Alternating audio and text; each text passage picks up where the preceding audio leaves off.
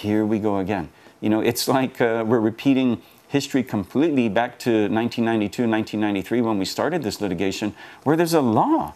And the judges have said along the way, we're not here to judge the wisdom of the legislature. We're just here to follow the law. Unless there's something unconstitutional about it or other, then you've got to follow the law. Don't take it personally. It's been nearly 2 decades that these COLA retirees have been awaiting their compensation from the government of Guam.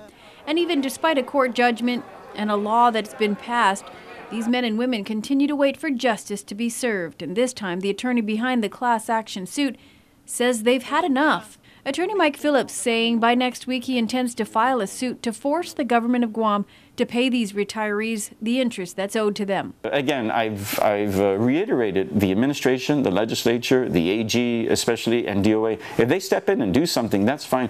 The class doesn't want to go back to court. I don't want to go back to court, but they leave us no choice because they're not doing anything for us now. Initially, the government had agreed to issue COLA certificates in lieu of the interest payments, and those certificates would be used to offset any taxes or debts to the government of Guam. The certificates would have been issued on August 14th. However, it was discovered that the AG had issued an opinion nullifying their certificates. To me, you know, it just really demonstrates, like I said, when you combine everything, the fact that you let this ride for 2 years, you didn't have any problems with it. We sat together in front of Senator Lujan at that time and Senator Calvo, Senator Panglin, and people like that who worked real hard on this, and you didn't say anything.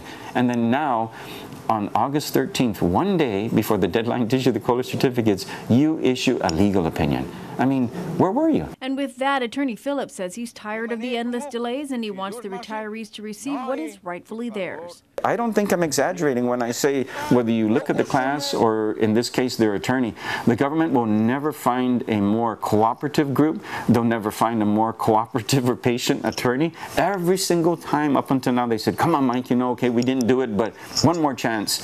And they give me reasonable assurances that in the past, professionals rely upon. I've relied upon it. And I've indirectly given my clients my word that, hey, you know, these guys are good for it this time.